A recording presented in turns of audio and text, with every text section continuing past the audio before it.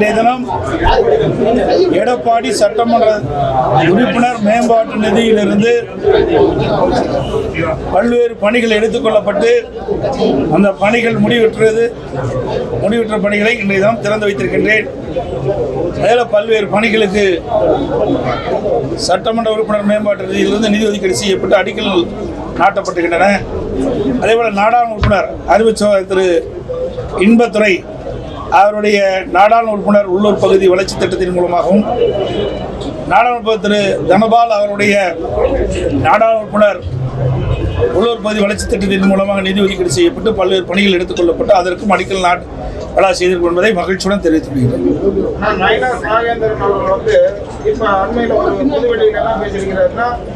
தாவேகா பிரியப்பட்டால் என்ற கூட்டணியில் இணைந்து கொள்ளலாம், எந்த தடையும் இல்லைன்னு சொல்லுகிறாரு. அதிமுக தலைவரான உங்களுடைய கருத்து ஏங்க? அவருடைய கட்சி கருத்து சொல்றாரு. கூட்டணியில் இணைஞ்சிக்கலாம். எங்களுடைய நான் தான் தெளிவா சொல்லிட்டேனே, திராவிட முன்னேற்ற கழகம் மக்கள் விரோத அரசாங்கம். அந்த மக்கள் விரோத அரசாங்கத்தை அகற்றக்கூடிய ஒத்த கருத்துடைய கட்சிகள்லாம் எங்களோடு தேர்தல் நேரத்தில் கூட்டணி அமைக்கலாம் என்று ஏற்கனவே தெரிவித்துட்டோம். இன்னும் ஒரு 20 நாள் தான் இருக்குதுங்க பொங்கலுக்கு. தமிழக அரசு பொங்கல் பரிசு தொகுப்பு கொடுத்து இதுவரைக்கும் எந்த வெளியிடல. அடிப்படையில் ஒரு விவசாயியான நீங்க கரும்பு கொள்முதல் மற்ற பரிசு பொருள்லாம் வழங்குறத பத்தி அதிமுகவோட நிலைப்பாடு என்ன? பொங்கல் பரிசு எப்படி? அனைத்து இந்திய அண்ணா திராவிட முன்னேற்ற கழக அரசு இருக்கின்ற பொழுது இதை புரட்சி தலைவி அம்மா அவர்கள் தான் தை பிறந்தால் ஒளிபிறக்கும் தமிழனுடைய முக்கிய பண்டிகையில் தைப்பொங்கல் தான் முக்கிய பண்டிகை. அந்த பண்டிகை மகிழ்ச்சியோடு அனைத்து மக்களும் கொண்டாட வேண்டும் அடிப்படையில் தான் இந்த பொங்கல் தொகுப்பை கொடுத்தாங்க. அம்மாவுடைய அரசு இந்த பொங்கல் தொகுப்பு கொடுக்கின்ற பொழுது அதோட குடும்ப அட்டைக்கு 2500 ரூபாய் நிதியும் கொடுத்தோம். இது அதிமுக ஆட்சியில் தொடர்ந்து பொங்கல் தொகுப்பு வழங்கப்பட்டு வந்தது. இந்த அரசு திட்டமிட்டு செயல்படுத்த வேண்டும். நீங்கள் சொன்ன மாதிரி குறுகிய காலத்தான் இருக்கின்றது.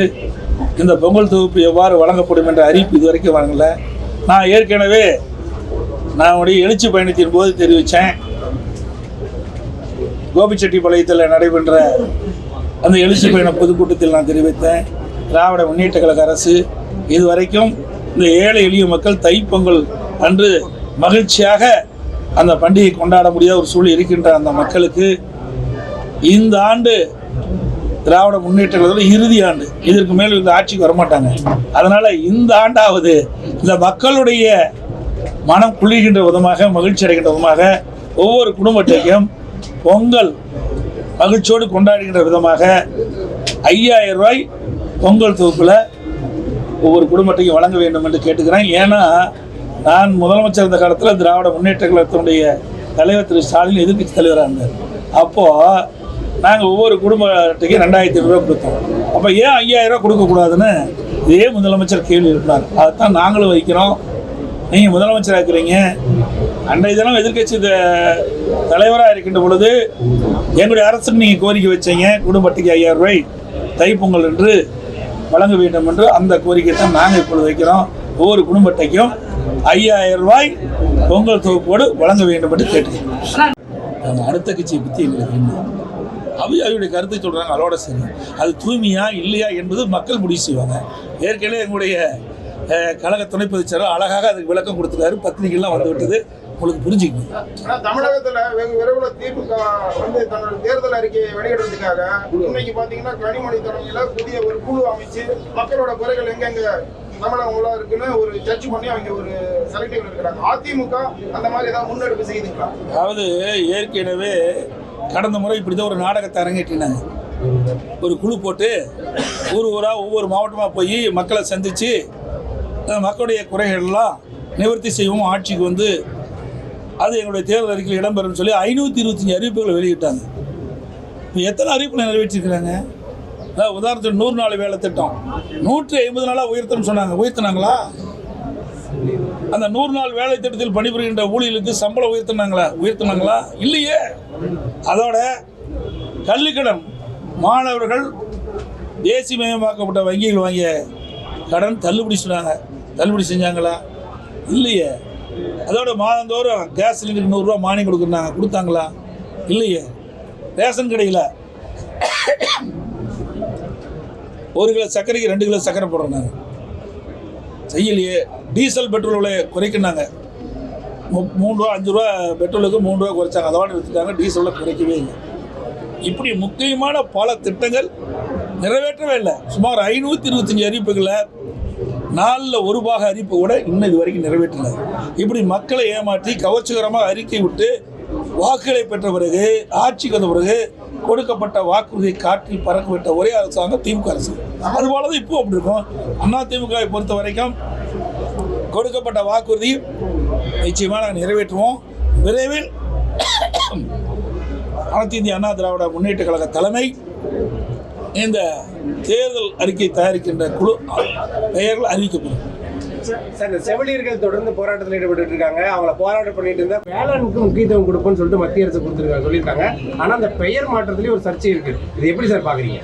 தாங்க இப்போ என்ன திராவிட முன்னேற்ற கழகத்துடைய தேர்தல் அறிக்கையில் என்ன குறிப்பிட்டிருக்காங்க சொல்லுங்க, என்ன குறிப்பிட்டிருக்காங்க? 150 நாளாக உயர்த்தப்படும் என்று அறிவித்தது திராவிட முன்னேற்ற கழக தலைவர், திராவிட முன்னேற்ற கழக தேர்தல் அறிக்கை. இதுவரைக்கும் நிறைவேற்றிருக்காங்களா? ஆக இன்றைய தினம் மத்திய அரசாங்கம் 100 நாள் வேலை திட்டத்தை 125 நாட்களாக உயர்த்தி இருக்குது. பாராட்ட மனம் இல்லை. ஆனால் அதில் பெயர் மாற்றம் சொன்னீங்க, அந்த பெயர் தொடர வேண்டும் என்று நாங்கள் கோரிக்கை வச்சிருக்கிறோம். எங்களுடைய பேட்டியிலே வந்திருக்குது சார், என்னுடைய அறிக்கையிலே வந்திருக்குது. அதை மாநில அரசு நிதி சுமை அதிகமாக சொல்றாங்க. அதை எங்கே வாதாடணும்? எதுக்கு நாடாளுமன்றம் இருக்கிறாங்க? நான் பல முறை ஊடகத்தின் வேலையில் பத்திரிகை எழுதுறேன். நாடாளுமன்றத்தில் வாதாட வேண்டியது நாடாளுமன்றத்தில் வாதாடணும். அதுக்கு தானே தமிழ்நாட்டில் திராவிட முன்னேற்ற கழகம் மற்றும் கூட்டணி கட்சியை சேர்ந்தவர்கள் 39 நாடாளுமன்றம் அங்கே நாடாளுமன்றத்தில் இருக்கிறாங்க. ஆக நாடாளுமன்றத்தில் இதை பிரச்சனை எழுப்ப வேண்டும். மாநில அரசுக்கு சில நிதி பிரச்சனை ஏற்படுது என்று நாடாளுமன்றத்தில் தெரிவிக்க வேண்டும். நாடாளுமன்றத்தில் அவர்கள் முழுமையான அழுத்தம் கொடுக்கல. இதே நான் ஏற்கனவே பல முறை சொல்லிட்டேன். அனைத்து இந்திய அண்ணா திராவிட முன்னேற்ற கழகம் பாரதிய ஜனதா கூட்டணியில் அங்கம் வைக்கின்ற பொழுது காவிரி நதிநீர் பிரச்சனை உச்சநீதிமன்றத்தில் தீர்ப்பு அளிக்கப்பட்டது. அந்த தீர்ப்பை அமுல்படுத்த காலதாமதம் செய்தது மத்திய அரசு. அப்பொழுது உடனடியாக உச்சநீதிமன்ற தீர்ப்பை நடைமுறைப்படுத்த வேண்டும் என்று சுமார் 22 நாட்கள் நாடாளுமன்றத்தை ஒத்திவைத்தோம். இது அதிமுகவுடைய சாதனை. தமிழ்நாட்டு மக்களுடைய பிரச்சனையை தீர்க்க வேணும்னா அங்கே நாடாளுமன்றத்தில் தான் பேசணும். சும்மா வெற்றி அறிக்கை விட்டுட்டு மலுப்பலான பதில் கொடுத்து மக்களை ஏமாற்றக்கூடாது. தமிழகத்தில் நடக்கிறது இப்படியே தொடர்ந்து ஏற்பட்டு குறிப்பாக தேர்தல் அறிக்கையில 10 ஆண்டுக்கு பணிபுரிகிற அனைத்து ஊழியர்களையும் பணி நிரந்தரம் பண்ணணும் தேர்தல் அறிக்கையில குறிப்பிட்டதா சொல்லிதான் அவங்க போராட்டம் பண்றாங்க. இன்னொரு நீதிமன்றம் கொடுத்த தீர்ப்பையும் எதிர்த்து மேல்முறையீடு போயிருக்காங்க. இதை எப்படி பாக்குறீங்க? தாங்க ஏற்கனவே இவர்கள் தேர்தல் அறிக்கையில திராவிட முன்னேற்ற கழகம் ஆட்சிக்கு வந்தா அரசு காலிப்படங்கள் முழுவதும் நிரப்பப்படும் சொன்னாங்க. அதாவது அரசு காலிப்படங்கள் 3 லட்சம் காலிப்படங்கள் இருப்பதாக சுட்டி காட்டினாங்க. அரசு சார்ந்த காலிப்படங்கள் 2 லட்சம். ஆக மொத்தம் அரசாங்கத்தின் மூலமாக 5 லட்சம் காலிப்படங்கள் நிரப்பணும்னு சொன்னாங்க. இதுவரைக்கும் நிறைவேற்றிருக்காங்களா? கடந்த சட்டமன்ற கூட்டத்தொடரில் 50,000 அரசு காலிப்படங்கள் நிரப்பப்பட்டதாக அறிவிச்சிருக்கிறாங்க. இதுவரைக்கும் இந்த 4 ஆண்டு காலத்தில் 75,000 பேர் ஓய்வு பெற்றுட்டாங்க, பணி ஓய்வு பெற்றுட்டாங்க. அதுலேயே 27 பாக்கி இருக்குது. கொடுக்கப்பட்ட வாக்குறுதி எதுவுமே நிறைவேற்றது கிடையாது. பணி நிரந்தரம் செய்வது எல்லா ஆட்சியிலும் இருப்பது. ஆனால் இந்த அரசு வேண்டுமென்றே திட்டமிட்டு ஏற்கனவே கொடுக்கப்பட்ட வாக்குறுதி நிறைவேற்றாமல் அதை வாக்குகளுக்காக அறிவிப்பு கொடுத்து வாக்குகளை பெற்றாங்க. ஆட்சிக்கு வந்தாங்க. ஆட்சிக்கு வந்த பிறகு கொடுக்கப்பட்ட வாக்குறுதியை மறந்த அரசாங்கம் திமுக அரசு. 1 கோடி வாக்கால் நீக்கலிங்க. தவறான செய்திகளை சொல்லிடாதீங்க. இது நீங்கள் பத்திரிக்கையாக கூட நம்ம தவறான செய்தி வெளியிடக்கூடாது. இது யாருடைய ஆட்சி நடக்குது? திராவிட முன்னேற்ற கழக ஆட்சி நடக்குது. இந்த அரசாங்கம் யாருடைய கட்டுப்பாட்டில் இருக்குது? ஆட்சியாளர் கட்டுப்பாடு. மாவட்ட ஆட்சித்தலைவர்கள் யார் கட்டுப்பாட்டில் இருக்கிறாங்க? சொல்லுங்க, பேசவே பாருங்க. ஆட்சியாளர் கட்டுப்பாடு. அவருடைய தலைமையின் கீழ் தான் இந்த பணியெல்லாம் நடக்குது. புரியுதுங்களா? இதில் நாங்கள் கேட்க வேண்டிய கேள்வி நீங்கள் எதிர்காலி கேட்டுட்டு இருக்காங்க. எதிர்கட்சி தான் கேள்வி கேட்கணும். ஆளுங்கட்சி இருக்கின்ற பொழுது இதை வேண்டுமென்றே திட்டமிட்டு எஸ்ஐஆர் பணி முழுமையும் நிறைவேற்றப்பட்டு விட்டால் போலி வாக்காளர் நீக்கப்பட்டுள்ளது. போலி வாக்காளர்னா எல்லாமே இரட்டை வாக்காளர், போலி வாக்காளர். அதில் யாரெல்லாம் உண்மையான வாக்காளரை தவிர்த்து மீதியெல்லாம் வாக்காளர் பள்ளி இடம்பெற்று அத்தனை பேருமே போலி வாக்காளர் தான் கருதப்படுவாங்க. 21 ஆண்டு காலமாக இந்த எஸ்ஐஆர் பணியை மேற்கொள்ளலை. அதனால் இறந்தவர்கள்லாம் தேர்தல் நேரத்தில் உயிர் பெற்று வந்து திமுக காரனால ஓட்டு போட ஆரம்பிச்சாங்க. அதுதான் கதறாரு. ஆக இது நாள் வரை இறந்தவர்களை வைத்து நாம் வெற்றி பெற்று வந்தோம், போலி வாக்காளர்களை வைத்து வெற்றி பெற்று வந்தோம். இப்போ அதற்கு ஒரு இடையூறு வந்துட்டது. நீ எஸ்ஐஆர் பண்ணி மேற்கொள்ள விட்டுவிட்டால் அது வாக்காளர் பட்டியலில் உண்மையான வாக்காளர் தான் இடம் பெறுவாங்க. ஆக இறந்தவர்கள் இடம் பெற மாட்டாங்க, இரட்டை வாக்காளர் இடம் பெற மாட்டாங்க, வீடு மாறி குடியேறியவர்கள் இடம் பெற மாட்டாங்க. இப்படிப்பட்டவர்கள் தான் இன்றைய தினம் கணக்கெடுத்து இன்றைக்கு ஒரு பட்டியல் அறிவிச்சிருக்கிறாங்க.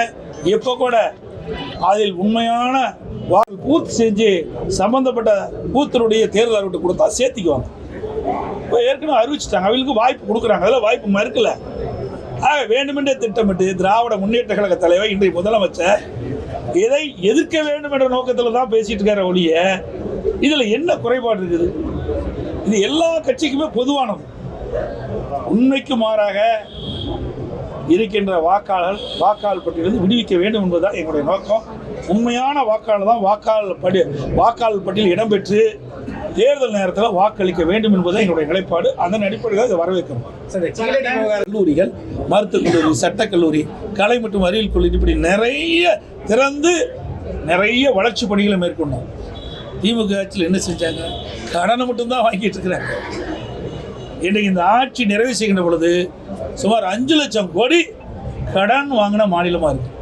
இந்தியாவிலேயே கடன் வாங்குவதில் முதல் மாநிலம் தமிழ்நாடு. அப்படி திராவிட முன்னேற்ற அரசுடைய திரு ஸ்டாலின் அரசுடைய மிகப்பெரிய சாதனை கடன் வாங்கி இதில் முதல் சாதனை. இதை எப்படி பாக்குறீங்க? ஒவ்வொரு ஆண்டும் நீ ஒரு ஆண்டு மட்டும் சொல்லாத, ஒவ்வொரு ஆண்டும் அதற்கு உண்டான கடன் வாங்கினதுக்கு உண்டான தொகையை கட்ட வேண்டும், வட்டி கட்ட வேண்டும், ஒரு பகுதியை திருப்பி செலுத்தணும். நான் ஏற்கனவே பல முறை ஊடகத்தின் வாயிலாக, பத்திரிகையின் வாயிலாக, அறிக்கையின் வாயிலாக சட்டமன்றத்திலும் தெரிவித்து விட்டேன். திராவிட முன்னேற்ற கழகம் ஆட்சி வருவதற்கு முன்பாக அவருடைய தேர்தல் அறிக்கையில் குறிப்பிட்டாங்க, தமிழகத்தில் இருக்கின்ற பொருளாதார சூழலை கருதி அதற்கென்று ஒரு குழு அமைப்பதாக சொன்னாங்க. நிதி மேலாண்மை அமைப்பை ஏற்படுத்த சொன்னாங்க. அமைச்சாங்க, நிபுணர் குழுலாம் போட்டாங்க. அதுக்கு பிறகுதான் கடன் அதிகமாயிட்டு. 73 ஆண்டு காலமாக பல கட்சிகள் தமிழகத்தை ஆண்டன. 2021 வரைக்கும், அது வரைக்கும் பார்த்தீங்கன்னா சுமார் 5,18,000 கோடி தான் தமிழ்நாட்டுடைய கடன். இந்த காலகட்டத்தில் அதுவும் அனைத்து இந்திய அண்ணா திராவிட முன்னேற்ற கழகம் ஆட்சி இருக்கின்ற பொழுது 2011 2021 வரை எந்த ஆட்சிக்கும் ஏற்படாத பிரச்சனைகள்லாம் நாங்கள் சந்தித்தோம். முதல்ல பார்த்தீங்கன்னா கடுமையான வறட்சி. அந்த வறட்சியில் விவசாயிகள் பாதிக்கப்பட்டாங்க, பொதுமக்கள் பாதிக்கப்பட்டாங்க. அதை சரி செஞ்சோம். பிறகு புயல், வெள்ளம், டெல்டா மாவட்டத்தையே கஜா புயல் புரட்டி போட்டுட்டு போயிட்டுது. அதோட தானே புயல், வர்தா புயல் என்று பல புயல்கள் 10 ஆண்டுல அதிமுக ஆட்சி சந்திச்சுது. அதையெல்லாம் சரி செய்தோம் அதிமுக ஆட்சி. அதோட கொரோனா காலம் உங்களுக்கு எல்லாத்துக்கும் தெரியும். பத்திரிகையாளர்லேருந்து ஊடகம் வரைக்கும் பொதுமக்கள் யாருமே வெளியில் நடமாட முடியாத அளவிற்கு வைரஸ் பரவல். அப்படிப்பட்ட கொரோனா காலத்தில் ஒரு ஆண்டு அரசுக்கு வர வேண்டிய வரி வருவாயில் எதுவுமே இல்லை. அப்போ கூட ஒரு சிறப்பான ஆட்சி கொடுத்தோம். கொரோனாவுக்கு 40,000 கோடி செலவு செஞ்சோம். வருமானமே இல்லாத போது செலவும் செஞ்சோம். பல திட்டங்களை நிறைவேற்றி கொடுத்தோம். உங்களுக்கு நிறைய தெரியும். உங்களுக்கு இன்றைக்கி இந்த 100 ஏரி திட்டம்னா அத்திக்கடை உணாசி திட்டம் செய்கிறது இங்கே இல்லை, சர்வதேச அளவில் நடக்கிறது. அதை நாம் விலை நிர்ணயம் பண்ணுறதில்லை. திட்டம் அந்த காலகட்டத்தில் அதிமுக ஆட்சி கொடுக்கப்பட்ட வாக்குகள் அடிப்படையில் தாலிக்கு தங்க வழங்குகின்ற திட்டம் தொடரும் ஏற்கனவே தொடங்கிடுச்சு. ரயில் கட்டணம் உயர்ந்துன்னு அறிவிச்சிருக்கிறாங்க. அப்போ இன்றைக்கு சூழ்நிலைக்கு தகுந்த மாதிரி இன்றைக்கு விலைவாசி உயர்வு, எரிபொருள் உயர்வு, அதில் உரிபாகங்களோட உயர்வு, இதையெல்லாம் சம்பள உயர்வு, இதையெல்லாம் கணக்கிட்டு தான் அவ்வப்போது உயர்த்துவாங்க. நம்முடைய சேலம் வரைக்கும் 5 ரூபா உயர்த்துக்காக 2 பைசா உயர்த்துக்காக சொல்கிறாங்க. ஒரு கிலோமீட்டருக்கு 2 பைசா உயர்த்துக்காக சொல்கிறாங்க. இதை கூட இப்போ அரசு, இந்த மத்திய அரசு பரிசீலிக்க வேண்டும் என்று கேட்டுக்கிறேன். இந்த ரயில்வே கட்டணத்தை கூட இது குறைப்பதற்குண்டான நடவடிக்கை அவர்கள் எடுக்க வேண்டும் என்று நான் இந்த நேரத்தில் தைப்பொங்கல் நல்வாழ்த்துக்கள், இனிய ஆங்கில புத்தாண்டு நல்வாழ்த்துக்கள். நன்றி, வணக்கம். அனைத்து ஊடகங்களுக்கும் பத்திரிகைகளுக்கும் கிறிஸ்துமஸ் நல்வாழ்த்துக்கள். தெரிந்து கொள்ள நமது அம்மா இணையதள தொலைக்காட்சியை சப்ஸ்கிரைப் செய்து அருகில் உள்ள பெல்